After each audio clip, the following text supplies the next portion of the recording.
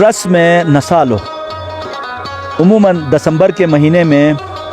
یہ رسم یہاں منائی جاتی ہے۔ جانور ذبح کرتے ہیں، کرنے کے بعد اس کا گوشت پارچوں کی شکل میں گھر کے اندر لٹکاتے ہیں، اور پہلا یہاں پہ جو اس کا کھانا بنتا ہے گھر والے نہیں کھاتے ہیں، بلکہ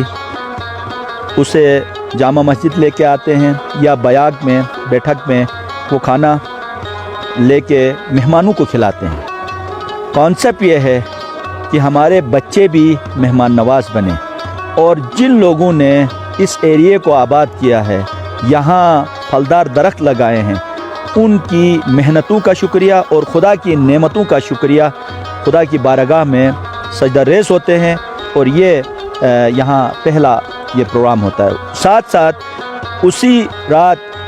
یعنی شاب کی رسم، یعنی گھر گھر جا کے دعائیہ کلمات ادا کرتے ہیں، اور اس کے بعد وہاں سے یہ نسالوں کا گوشت اور ڈرائی فروٹ لا کے مرکزی کھانا بناتے ہیں، اور وہاں پہ بزرگ آگے ہوتے ہیں، نوجوان اور بچے وہاں پہ سوائے خواتین کے باقی سب جمع ہو کے کھانا تقسیم ہوتا ہے۔ مقصد یہ ہے کہ اس علاقے میں پانی کی نعمت، اس علاقے میں خوبانی کی نعمت، ڈرائی فروٹ، پھل فروٹ، ان نعمتوں کا اجتماعی طور پہ شکریہ ادا کرنے کی یہاں پہ رسم ہے۔ یہ ایک تربیت ہے جہاں پہ بچے سیکھتے ہیں، اور یہ سینہ بہ سینہ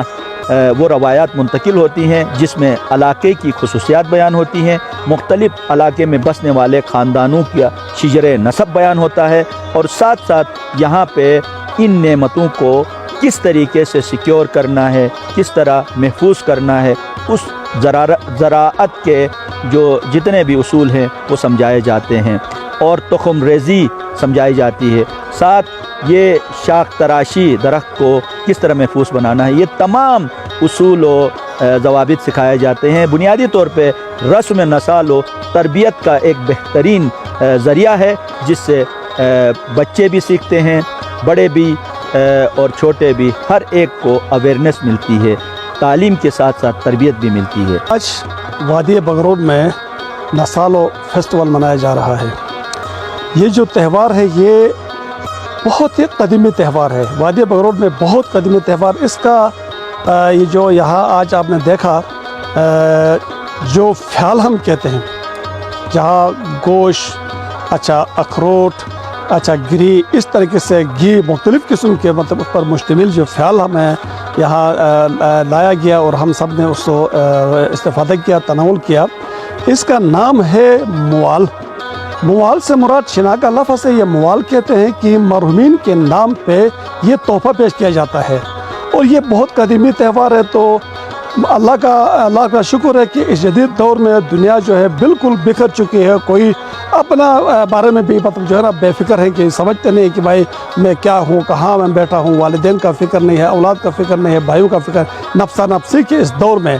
وادی بگرود کے اندر یہ جو تہوار ہے، میں سمجھتا ہوں کہ یہ تہوار نہ صرف قائم رہنا چاہیے، بلکہ دنیا کے دیگر ہمارے جتنے بھی مطلب عزیز ہیں جو سمجھتے ہیں، دیکھتے ہیں، خاص طور پر ہندوستان کے، ان کو بھی اس تہوار کو منانا چاہیے۔ اس کے فائدے ہیں، ایک تو یہ کہ یہ ہمارے لیے باعث اتفاق ہے، ہم سب مل جاتے ہیں، ایک دن مقرر ہوتا ہے، اور یہ جو نسالوں کا جو فیسٹیول منایا جاتا ہے یہ 10 دسمبر سے لے کر 14 دسمبر تک انہی دنوں کے اندر نسالوں جو ہے وہ ذبح کیا جاتا ہے، اور اسی طریقے سے یہ فیسٹیول جو ہے وہ منایا جاتا ہے، یہ تہوار منایا جاتا ہے۔ تو اس کا ایک تو یہ کہ ہمارا درمیان باہم اتفاق، سب مل جاتے ہیں، ایک دوسرے سے الگ سلگ ہوتی ہے، اور جس کے گھر میں جو بھی ہے وہ لے کے آ جاتا ہے۔ اور یہاں میں یہ بھی کہہ دوں کہ فرض کرے کوئی ایسا گھرانہ ہے، کوئی ایسے بچے ہیں جن کے گھر میں غربت ہے، وہ اس قسم کے نسال جو ہے وہ نہیں کر سکتے ہیں، تو آج کی اس خوشی میں وہ بھی ہمارے ساتھ شریک رہتے ہیں۔ تو دوسرا یہ ہے کہ یہ ہمارا عقیدہ ہے کہ جو مرحومین ہیں ان کے لیے ہم تحفہ بھیجتے ہیں، اور وہ تحفہ کس طرح بھیجیں ہم، وہی تحفہ ہے جو ہم یہاں سے بھیجتے ہیں۔ تو میں سمجھتا ہوں کہ تمام سننے والوں سے میں یہی کہوں گا کہ ایسے تہوار جو ہمارے آباء و اجداد کی طرف سے اب تک ہم تک پہنچے ہیں، یہ ہمارے دین کا حصہ، ہمارا دین اس پر کوئی قدغن نہیں لگاتا، کوئی روک رکھواڑ نہیں کرتا ہے، تو لہٰذا اس کی جو ہے نا آگے اس سلسلے کو جاری رکھنا چاہیے۔